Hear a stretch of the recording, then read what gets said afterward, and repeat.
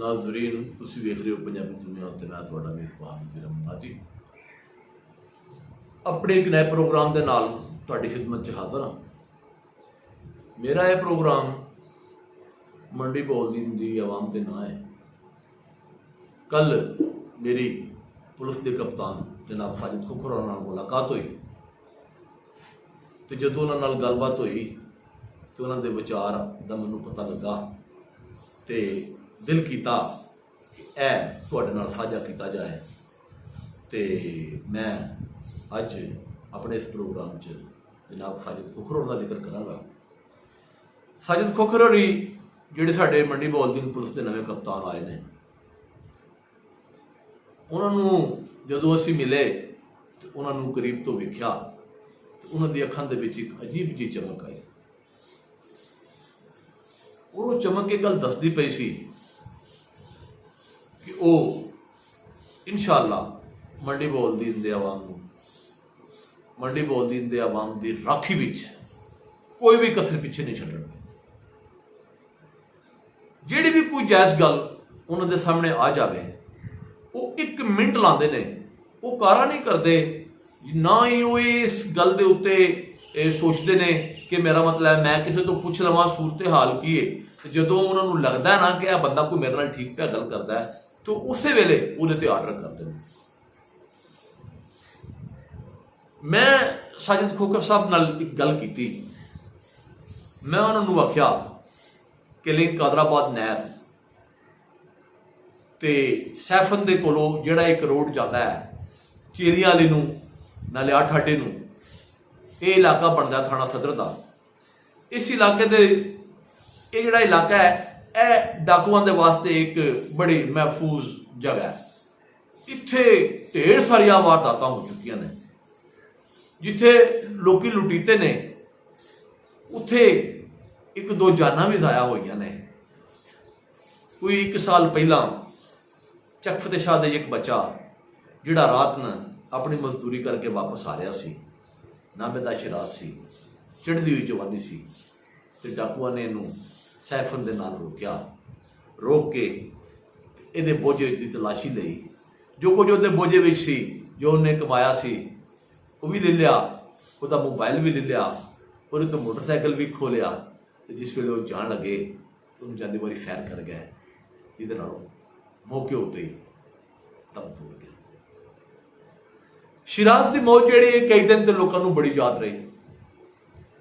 लोग इस इलाके के चक फतेह शाह के लोग, कोट बलोच के, शहीदां अली के, लखने वाले के लोग बड़े जज्बाती भी होए। हर बंदे ने अपनी बसात के मुताबिक अपने अपने तलकात नूं इस्तेमाल करदे होया उस वक्त के DPO साहब नूं दस्या कि यह जिहड़ा बच्चा है ये जिहड़े कातल ने इन्हां नूं लभना चाहिए। लेकिन तकरीबन एक साल हो गया है इस बच्चे के कातलों का अज तक कोई पता नहीं। तफ्तीश मेरा ख्याल है जितों चली है अजे भी उत्थे ही है, क्योंकि ये बारे कभी कोई ना किसी पासे पढ़िया तो ना किसी माने को सुनिया। पिछले दिनों में मेरी वो प्यो नाल मुलाकात हुई।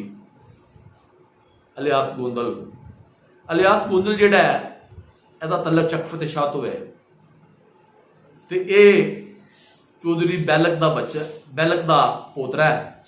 तो चौधरी बैलक जिहड़े सन वो एक बड़ी वड्डी परसनैलिटी सन। उन्होंने डेरे के कोल रेलवे ट्रैक लगता है, तो उस वेले चूंकि लखने वाला का स्टेशन कोई नहीं सी, तो उस गड्डी वाला जिहड़ा है ट्रेन जिहड़ी है उसका ड्राइवर जिहड़ा है वो उत्थे ब्रेक मारदा सी ताकि वो चौधरी बैलक नूं उत्थों उठावे तो जिदे जिदे उन्होंने जाना है लै जाए, या उन्होंने कोई मेहमान है तो उन्होंने ला दे। यानी इन्ने तलकात उन्होंने रेलवे डिपार्टमेंट के भी सन। लेकिन अफसोस कि एक साल गुजरने के बावजूद भी अजे तक उस चौधरी बैलक के पोतरे के कातलों का नहीं पता लगा। अगर लगा भी है तो कम से कम लोगों को नहीं पता।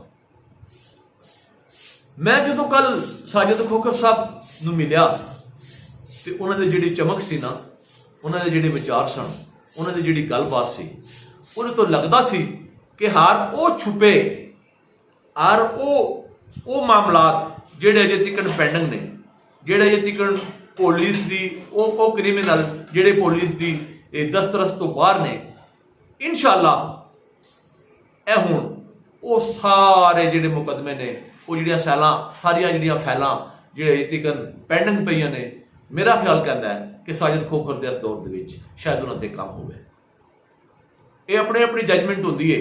ਮੇਰੀ ਜਜਮੈਂਟ ਹੈ ਕਿ ਮੰਡੀ ਬੋਲਦੀਨ ਦੀ ਪੁਲਿਸ ਦੇ ਇਹ ਜਿਹੜੇ ਕਪਤਾਨ ਨੇ ਸਾਜਿਦ ਖੋਖਰ ਸਾਹਿਬ, ਜਿਹੜੇ ਸਾਡੇ ਨਵੇਂ DPO ਸਾਹਿਬ ਆਏ ਨੇ, ਇਹ ਹਰ ਉਸ ਮਾਮਲੇ ਨੂੰ ਵੇਖ ਰਹੇ ਨੇ ਜਿਹਦੇ ਹਲਕੇ ਦੀ ਧਿਆਨ ਹੀ ਨਹੀਂ ਪਿਆ। ਸਾਜਿਦ ਖੋਖਰ ਸਾਹਿਬ ਜਦੋਂ ਦੇ ਮੰਡੀ ਬੋਲਦੀਨ ਆਏ ਨੇ, ਇਹਨਾਂ ਨੇ ਥਾਣਿਆਂ ਦੇ ਸਰਪ੍ਰਾਈਜ਼ ਵਿਜ਼ਿਟ ਰੱਖੇ ਨੇ। ਅਚਾਨਕ ਥਾਣੇ ਟੁਰ ਜਾਂਦੇ ਨੇ, ਉਹਨਾਂ ਨੂੰ ਪਤਾ ਹੀ ਨਹੀਂ ਹੁੰਦਾ, ਤੇ ਜਾ ਕੇ ਥਾਣੇ ਵਿੱਚ ਘੰਟਾ 2 ਘੰਟੇ 2.5 ਘੰਟੇ ਇਹ ਗੁਜ਼ਾਰਦੇ ਨੇ ਤੇ ਉਸ ਥਾਣੇ ਦੇ ਹਾਲ ਹਵਾਲ ਦੇ ਬਾਰੇ 'ਚ ਇਹ ਜਾਣਕਾਰੀ ਲੈਣ ਵਾਸਤੇ ਇਹਨਾਂ ਨੇ ਇਹ ਸਿਲਸਿਲਾ ਸ਼ੁਰੂ ਕੀਤਾ ਹੈ। ਤੇ ਕੱਲ ਜਦੋਂ ਉਹਨਾਂ ਨੂੰ ਦੱਸਿਆ ਕਿ ਤੁਹਾਡਾ ਜਿਹੜਾ ਸਿਲਸਿਲਾ ਹੈ ਇਹ ਬੜਾ ਅੱਛਾ ਹੈ, ਤੇ ਉਹਨਾਂ ਨੇ ਕਿਹਾ ਕਿ ਮੇਰੇ ਕੋਲ ਥੋੜਾ ਟਾਈਮ ਇਹਨਾਂ ਦਿਨਾਂ ਵਿੱਚ ਘੱਟ ਸੀ, ਜਿਸ ਵਾਸਤੇ ਤੁਹਾਨੂੰ ਇਹ ਨਹੀਂ ਪਤਾ ਲੱਗਾ ਕਿ ਮੈਂ ਥਾਣਿਆਂ ਵਿੱਚ ਨਹੀਂ ਜਾ ਰਿਹਾ। ਉਹਨੇ ਕਿਹਾ ਕਿ ਮੈਂ ਪਿਛਲੇ ਕੋਈ ਹਫ਼ਤੇ ਤੋਂ ਥੋੜੀ ਜਿਹੀ ਮਸਰੂਫੀਅਤ ਦੀ ਵਜ੍ਹਾ ਤੋਂ ਕੁਝ ਚੀਜ਼ਾਂ ਪੈਂਡਿੰਗ ਪਈਆਂ ਸਨ, ਉਹਨਾਂ 'ਤੇ ਕੰਮ ਕਰਦਾ ਰਿਹਾ, ਲੇਕਿਨ ਹੁਣ ਮੈਂ ਬਾਕਾਇਦਗੀ ਦੇ ਨਾਲ ਹਰ ਥਾਣੇ ਨੂੰ ਇਨਸ਼ਾਅੱਲਾ ਇਸ ਤਰ੍ਹਾਂ ਅਚਾਨਕ ਦੌਰਾ ਕਰਕੇ ਤੇ ਉਸ ਥਾਣੇ ਦੇ ਮਸਾਇਲ, ਉਸ ਥਾਣੇ ਦੀਆਂ ਮੁਸ਼ਕਲਾਤ, ਉਸ ਥਾਣੇ ਵਿੱਚ ਕ੍ਰਿਮੀਨਲ ਦਾ ਹਿਸਾਬ ਕਿਤਾਬ, ਉਸ ਥਾਣੇ ਦੇ ਮੁਕੱਦਮਾਤ ਜਿਹੜੇ ਨੇ ਉਹਨਾਂ ਨੂੰ ਵੇਖਾਂਗਾ ਤੇ ਇਨਸ਼ਾਅੱਲਾ ਜਰਾਇਮ ਪੇਸ਼ਾ ਅਫਰਾਦ ਨੂੰ ਇੱਥੋਂ ਮੰਡੀਓ ਨਸਾ ਦੇਣਾ। ਇਹ ਮੇਰਾ ਆਜ਼ਮ ਹੈ, ਇਹ ਮੇਰਾ ਇਰਾਦਾ ਹੈ। ਇਹਦੇ ਵਿੱਚ ਕੋਈ ਸ਼ੱਕ ਨਹੀਂ ਨਾਜ਼ਰੀਨ ਕਿ ਮੰਡੀ ਬੋਲਦੀਨ 1993 ਵਿੱਚ ਜ਼ਿਲ੍ਹਾ ਬਣਿਆ, ਵਿਸ਼ਕਾਰ ਕਰਕੇ 1-2 ਥਾਣਿਆਂ ਦਾ ਇਜ਼ਾਫਾ ਕੀਤਾ ਗਿਆ। ਇਸ ਵੇਲੇ ਮੰਡੀ ਬੋਲਦੀਨ ਦੇ ਥਾਣੇ ਜਿਹੜੇ ਨੇ ਉਹ 11 ਥਾਣੇ ਮੰਡੀ ਬੋਲਦੀਨ 'ਚ ਕੰਮ ਕਰਦੇ ਪਏ ਨੇ। ਹੁਣ ਨਾਜ਼ਰੀਨ ਅਗਰ ਵੇਖਿਆ ਜਾਏ ਤੇ 11 ਥਾਣੇ ਤੇ 22 ਲੱਖ ਦੀ ਆਬਾਦੀ, ਜਦੋਂ ਇਹ ਜ਼ਿਲ੍ਹਾ ਬਣਿਆ ਸੀ ਉਦੋਂ 11 ਲੱਖ ਆਬਾਦੀ ਸੀ। ਅੱਜ ਇਸ ਜ਼ਿਲ੍ਹੇ ਦੀ ਆਬਾਦੀ ਜਿਹੜੀ ਹੈ, ਇਸ ਥਾਣੇ ਦੀ ਆਬਾਦੀ ਜਿਹੜੀ ਹੈ ਤਕਰੀਬਨ 22 ਲੱਖ ਦੇ ਲਾਗੇ ਹੈ। ਤੇ ਨਾਜ਼ਰੀਨ ਸਿਵੀਆਂ ਪਿੰਡ ਮੰਡੀ ਬੋਲਦੀਨ ਥਾਣਾ ਸਦਰ ਤੋਂ ਅਗਰ ਬੰਦਾ ਚੱਲ ਪਵੇ ਤੇ ਸਿਵੀਆਂ ਪਹੁੰਚਣ 'ਚ ਕਮ ਸੇ ਕਮ 1 ਘੰਟੇ ਤੋਂ ਜ਼ਿਆਦਾ ਟਾਈਮ ਲੱਗਦਾ ਹੈ। ਦੂਸਰਾ ਕੋਈ ਰੋਡ ਵੀ ਠੀਕ ਨਹੀਂ, ਲਿਆਦਾ ਅਗਰ ਕੋਈ ਵਾਰਦਾਤ, ਕੋਈ ਇੱਥੇ ਐਸੇ ਕ੍ਰਿਮੀਨਲ ਉੱਥੇ ਆ ਜਾਂਦੇ ਨੇ ਤੇ ਇਹ ਥਾਣਾ ਸਦਰ ਜਿਹੜਾ ਹੈ, ਇਹਦੀ ਦਸਤਰਸ ਜਿਹੜੀ ਹੈ ਉਹ ਕਮ ਸੇ ਕਮ ਇਹਨਾਂ ਦਾ ਜਿਹੜਾ ਟਾਈਮ ਫਰੇਮ ਮੇਰੇ ਖਿਆਲ ਨਾਲ ਬਣਦਾ ਹੈ ਉਹ 1 ਘੰਟਾ ਬਣਦਾ ਹੈ ਕਿ ਪੁਲਿਸ ਜਿਹੜੀ 1 ਘੰਟੇ ਬਾਅਦ ਉੱਥੇ ਪਹੁੰਚੇਗੀ।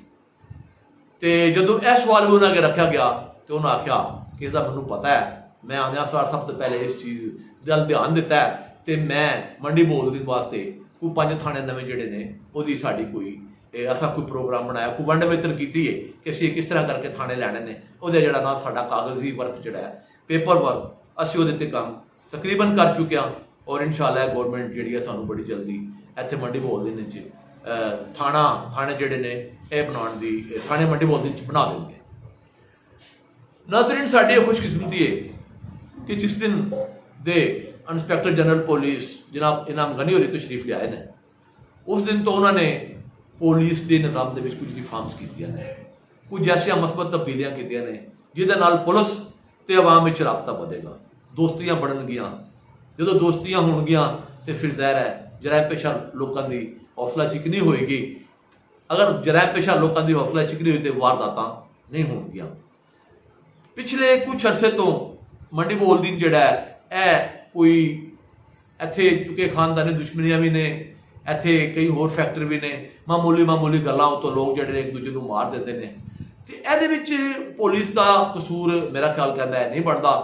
ਪੁਲਿਸ ਜਿਹੜੀ ਹੈ ਹਰ ਘਰ ਦੇ ਸਾਹਮਣੇ ਜਾਂ ਹਰ ਡੇਰੇ ਉੱਤੇ ਜਾਂ ਪੈਰਾ ਤੇ ਨਹੀਂ ਬਿਠਾ ਸਕਦੀ, ਲੇਕਿਨ ਇਹਦੇ ਬਾਵਜੂਦ ਵੀ ਪੁਲਿਸ ਜਿਹੜੀ ਹੈ ਉਹ ਜਦੋਂ ਕੱਲ ਉਹਨਾਂ ਨੂੰ ਪੁੱਛਿਆ ਗਿਆ ਕਿ ਮੰਡੀ ਬੋਲਦੀਨ ਦੀ ਜਿਹੜੀ ਕਤਲੋਗਾਰਤਗਰੀ ਦਾ ਇੱਕ ਸਿਲਸਿਲਾ ਸ਼ੁਰੂ ਹੋਇਆ, ਇਹਦੇ ਤੇ ਕੀ ਕਰ ਰਹੀ ਹੈ ਪੁਲਿਸ, ਤੇ ਉਹਨਾਂ ਨੇ ਕਿਹਾ ਕਿ ਅਸੀਂ ਇਨਸ਼ਾਅੱਲਾ ਤਫਤੀਸ਼ ਦੇ ਨਿਜ਼ਾਮ ਨੂੰ ਇਤਨਾ ਮੌਸਰ ਬਣਾ ਰਹੇ ਹਾਂ ਕਿ ਅਸੀਂ ਇਹਦੇ ਐਵੀਡੈਂਸ ਜਿਹੜੇ ਨੇ ਬੜੇ ਅੱਛੇ ਤਰੀਕੇ ਨਾਲ ਇਕੱਠੇ ਕਰਕੇ ਉਹ ਕਾਨੂੰਨ ਦੇ ਹਵਾਲੇ ਕਰਾਂਗੇ, ਤਾਂ ਕਿ ਜਿਹੜੇ ਇਹਦੇ ਮੁਜਰਮ ਨੇ, ਜਿਹੜੇ ਇਹ ਕਾਤਲ ਨੇ, ਅਗਰ ਉਹਨਾਂ 'ਚੋਂ ਸਜ਼ਾ ਮਿਲਣੀਆਂ ਲੋਕਾਂ ਨੂੰ ਸ਼ੁਰੂ ਹੋ ਗਈਆਂ ਤੇ ਇਹ ਸਿਲਸਿਲਾ ਇਨਸ਼ਾਅੱਲਾ ਬੰਦ ਹੋ ਜਾਏਗਾ। ਉਹਨਾਂ ਨੇ ਆਖਿਆ ਕਿ ਅਸੀਂ ਇੱਕ ਕਤਲ ਦੀ ਤਫਤੀਸ਼ ਕਰਕੇ ਤੇ ਮੁਲਜ਼ਮ ਨੂੰ ਗ੍ਰਿਫਤਾਰ ਕਰਨੇ ਆ ਤੇ ਅਦਾਲਤਾਂ ਜਿਹੜੀਆਂ ਨੇ, ਅਦਾਲਤਾਂ 'ਚ ਜਾ ਕੇ ਮੁਲਜ਼ਮ ਚੌਥੇ ਮਹੀਨੇ ਬਾਹਰ ਹੁੰਦਾ ਹੈ। ਉਹਦੀ ਵਜ੍ਹਾ ਹੈ ਕਿ ਇੱਥੇ ਤਫਤੀਸ਼ ਜਿਹੜੀ ਹੈ, ਜਿਹੜੇ ਸਬੂਤ ਨੇ ਉਹ ਸਾਡੇ ਕੋਲੋਂ ਸਹੀ ਇਕੱਠੇ ਨਹੀਂ ਹੁੰਦੇ, ਜਾਂ वकील लॉयर ਜਿਹੜਾ ਸਾਡਾ ਸਿਸਟਮ ਹੈ